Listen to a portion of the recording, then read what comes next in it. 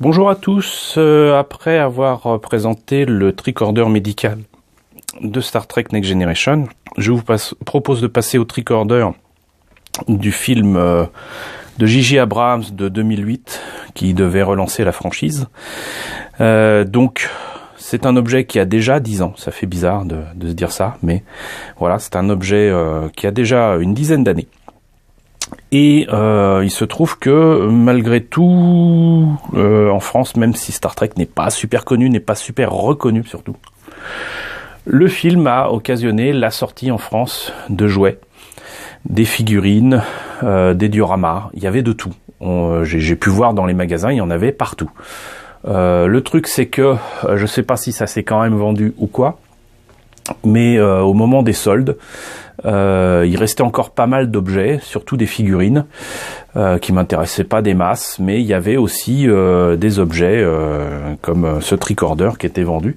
Je regretterais toujours de ne pas avoir pu trouver le flingue. Le flingue est certainement l'objet qui s'est vendu le mieux, en tout cas dans ma région. À l'époque, j'étais sur Paris. Et je n'ai pu trouver que deux objets, donc ce tricorder et un communicateur que je vous présenterai plus tard. Donc ce tricorder est quand même nettement plus petit que l'ordinateur portable que l'on voit dans le film, mais il a une fonctionnalité qui pourrait ressembler à celle d'un communicateur Star Trek de base. Le film fait la part belle à beaucoup d'objets brillants et chromés. On aime, on n'aime pas, moi je trouve ça un peu spécial. Et donc l'objet est copyrighté CBS 2009. Bon, il me semblait que c'était 2008. Et c'est encore un jouet Playmates. Voilà. La partie pile, faut quand même la dévisser pour pouvoir, on me voit dans, vous voyez, on me voit dans le truc chromé complètement déformé, mais on me voit.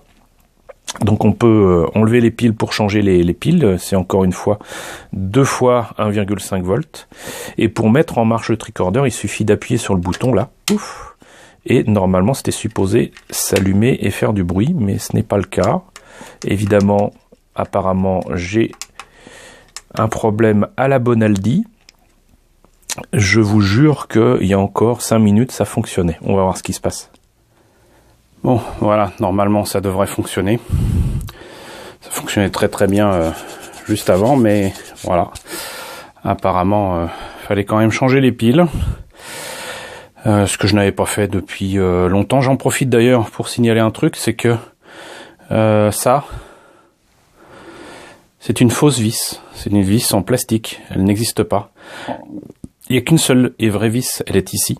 Donc en fait, en essayant de dévisser ici, bah j'ai abîmé, très fortement abîmé, la fausse vis en plastique chromé. Voilà. Donc à savoir qu'il n'y a qu'une seule vis pour tenir la partie avec les piles. Ça coulisse par là et ça coince ici. Et il faut enlever en fait uniquement cette vis là. Voilà, soyez prévenus si vous l'avez, si vous devez changer les piles. Si vous le faites ici, bah en fait vous allez abîmer votre objet. Donc, il suffit d'ouvrir ici. Et comme vous voyez, ça se met en marche. Là ça s'éteint, là ça se met en marche. Je ne comprends plus. Voilà. Donc, en fait, vous voyez, ça s'allume. Hop, voilà. Donc là vous avez des pseudo-écrans égaliseurs et compagnie. Et vous avez deux boutons.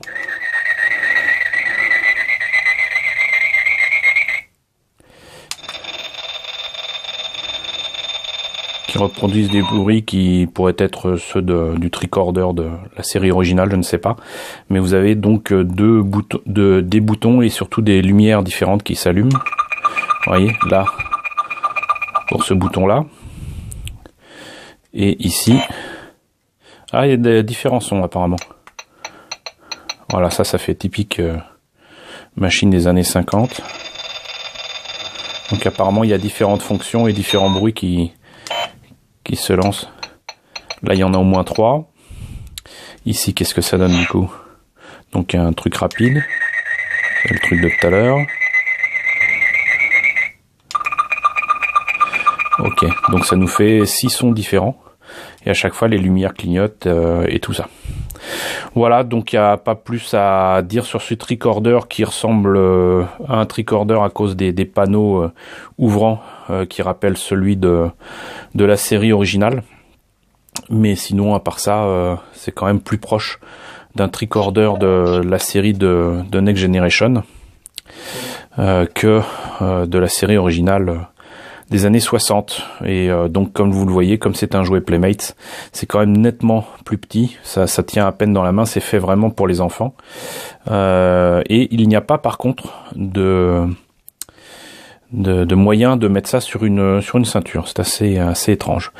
Donc voilà, c'était le tricorder qui date de 2009 apparemment, du film de J.J. Abrams, donc Star Trek, soi-disant le film, Star Trek The Movie, puisque Star Trek de 79 c'était The Motion Picture, qui pour moi donc est ni plus ni moins que Star Trek 11, hein, voilà.